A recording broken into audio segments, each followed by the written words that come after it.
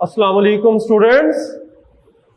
Chemistry का chapter number 14 start किया हुआ है एटमॉस्फेयर। और आज का जो हमारा नेक्स्ट टॉपिक है वो हमने टॉपिक पढ़ना होगा ग्रीन हाउस इफेक्ट।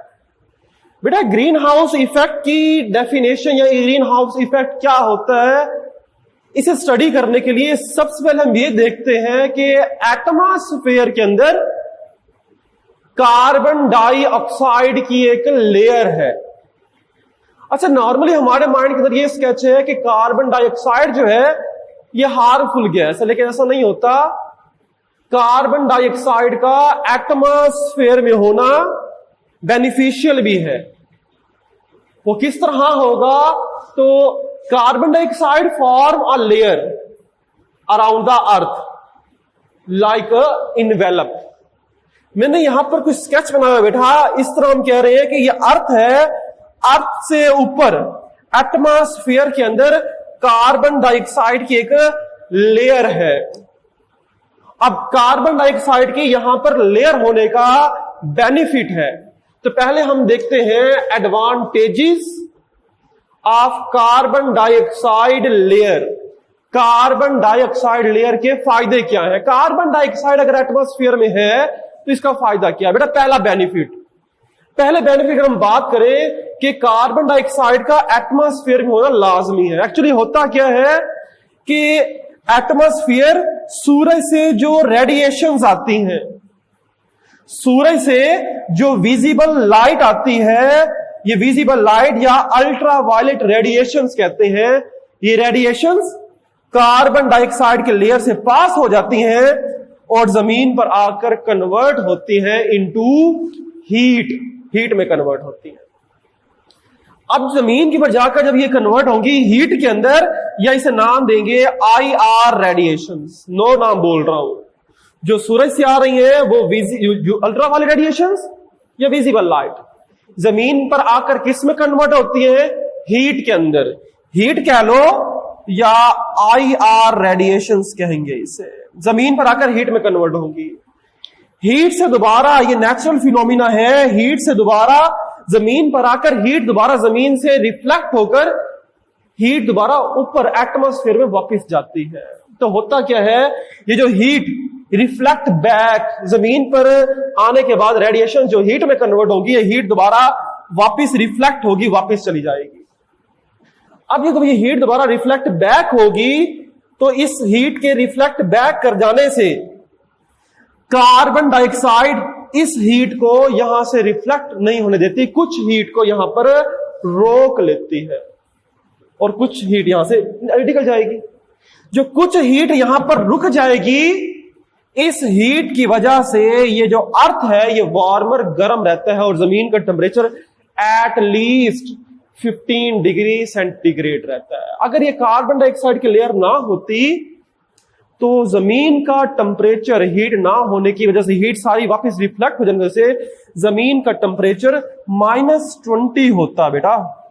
तो -20, तब तो यहां पर लाइफ एग्जिस्ट ना कर पाती। इट मीन कि जमीन को वार्मर गर्म रखने के लिए कार्बन डाइऑक्साइड की लेयर लाजमी है, जो क्या करती है, जो हीट दोबारा रिफ्लेक्ट बैक करती है उस हीट को रोक लेती है, कुछ हीट को रोक लेती है।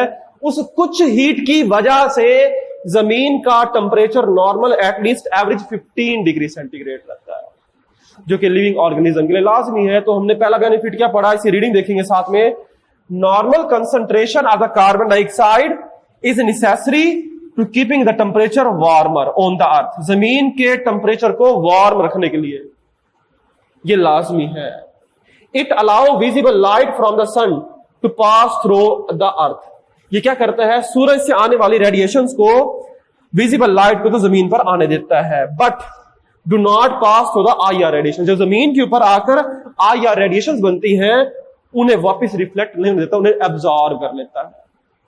तो ये हीट को एब्जॉर्ब कर लेगा, जिसकी वजह से heat move upward and absorb it, और ये हीट को एब्जॉर्ब कर लेगा तो जिसकी वजह से जमीन का टेम्परेचर वार्मर 15 डिग्री सेंटीग्रेड रहता है। अगर ये कार्बन डाइऑक्साइड की लेयर ना होती तो क्या होता, सूरज से जो रेडिएशंस आती नीचे की तरफ वो दोबारा हीट में कन्वर्ट होकर दोबारा एटमॉस्फेयर में चली जाती, तो जमीन पर तो हीट खत्म हो जाती। तो शाम के वक्त एट नाइट तो जमीन पर टेम्परेचर एट लीस्ट -20 हो जाता, तो यहां पर लाइफ एग्जिस्ट करना पॉसिबल ही ना होता।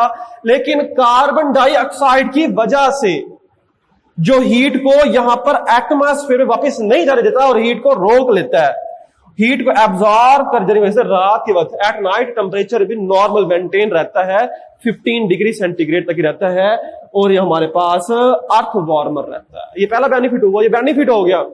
दूसरा benefit, it is necessary for the plant for the photosynthesis.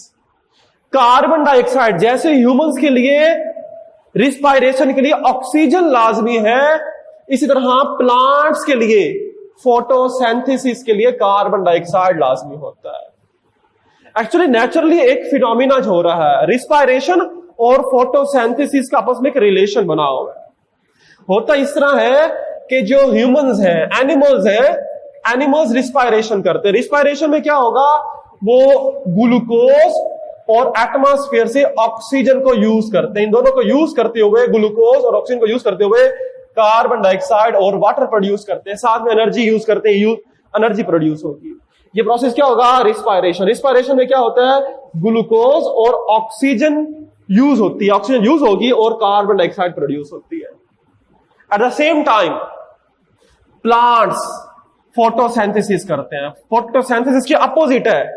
Photosynthesis में क्या होता है, प्लांट्स कार्बन डाइऑक्साइड और वाटर को यूज करते हैं और दोबारा से प्रिपेयर कर देते हैं, ग्लूकोज और ऑक्सीजन प्रोड्यूस करते हैं। तो प्लांट्स के लिए, प्लांट्स को फोटोसिंथेसिस के लिए क्या चाहिए, कार्बन डाइऑक्साइड चाहिए। जैसे हमें सांस लेने के लिए ऑक्सीजन चाहिए, उन्हें कार्बन डाइऑक्साइड चाहिए फोटोसिंथेसिस के लिए। तो ये तो बेनिफिट हुआ। तो कार्बन डाइऑक्साइड का एटमॉस्फेयर में होना कोई हार्मफुल नहीं है। तो फिर हार्मफुल इफेक्ट कब होगा, हार्मफुल इफेक्ट तब शुरू होगा जब कार्बन डाइऑक्साइड की मिकदार ज्यादा बढ़ जाएगी। वैसे तो अगर एटमॉस्फेयर के अंदर कार्बन डाइऑक्साइड की एक नॉर्मल लेयर है तो ये बेनिफिशियल है, एडवांटेज। डिसएडवांटेज कब होगा बेटा, नुकसान कब होगा, डिसएडवांटेज कब होगा, डिसएडवांटेज तब होगा जब यही हमारे पास दोबारा फिनोमेना पढ़ेंगे, जब क्या होगा, जब कार्बन डाइऑक्साइड की मिकदार एटमॉस्फेयर में बढ़ जाएगी।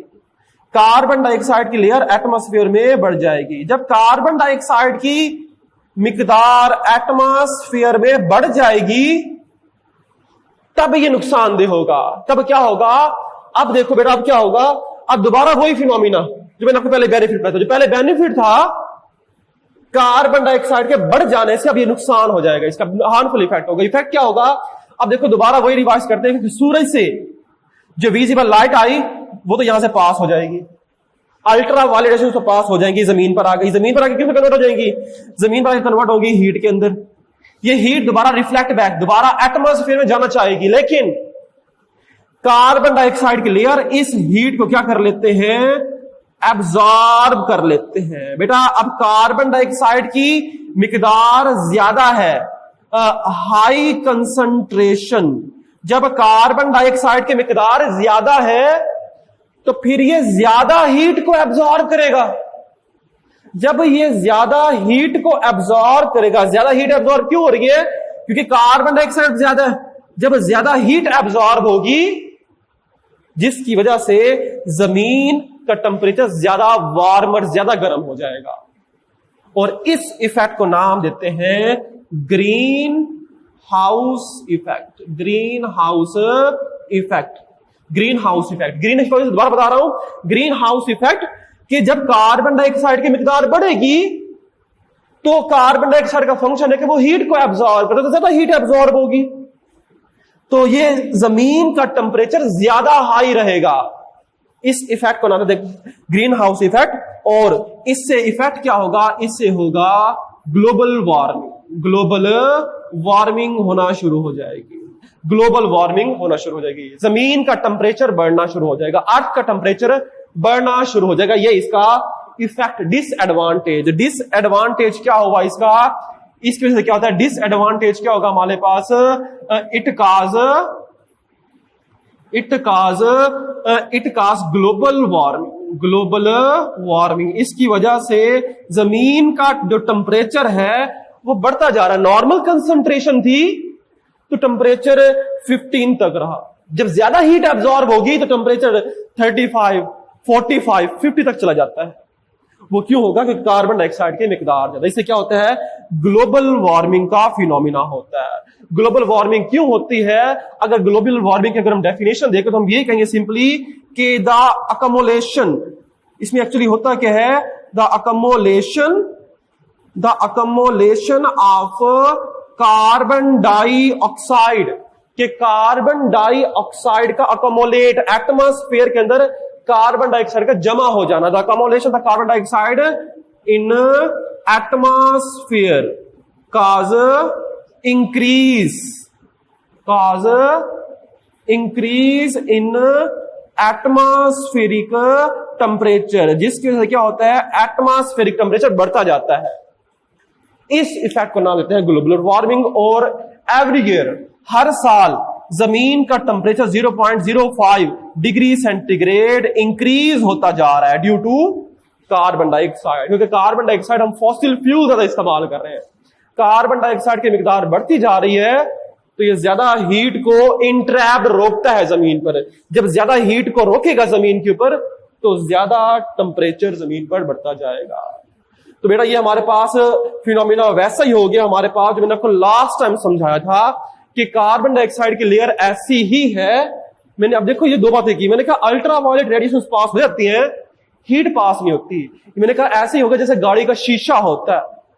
जब गाड़ी का शीशा बंद होता है ना तो बाहर से विजिबल लाइट तो अंदर आ रही होती है, लेकिन जो गाड़ी के अंदर हीट बन रही होती है ना वो हीट बाहर नहीं जाती। हीट को बाहर निकालने के लिए गाड़ी का शीशा क्लोज करना पड़ता है, नीचे करना पड़ता है। तो यहां पर कार्बन डाइऑक्साइड भी ऐसा होगा कि ये सूरज की रेडिएशन उसको तो नीचे आने देगा विजिबल लाइट को, लेकिन जो जमीन के ऊपर हीट बनेगी उसे वापिस नहीं जाने देता। तो बेटा ये ग्रीन हाउस इफेक्ट होगा जब इसकी मिकदार बढ़ेगी और इससे ग्लोबुलर वार्मिंग होती है। ग्लोबुलर वार्मिंग के इफेक्ट्स क्या होंगे वो हम नेक्स्ट लेक्चर में करेंगे। अल्लाह हाफिज।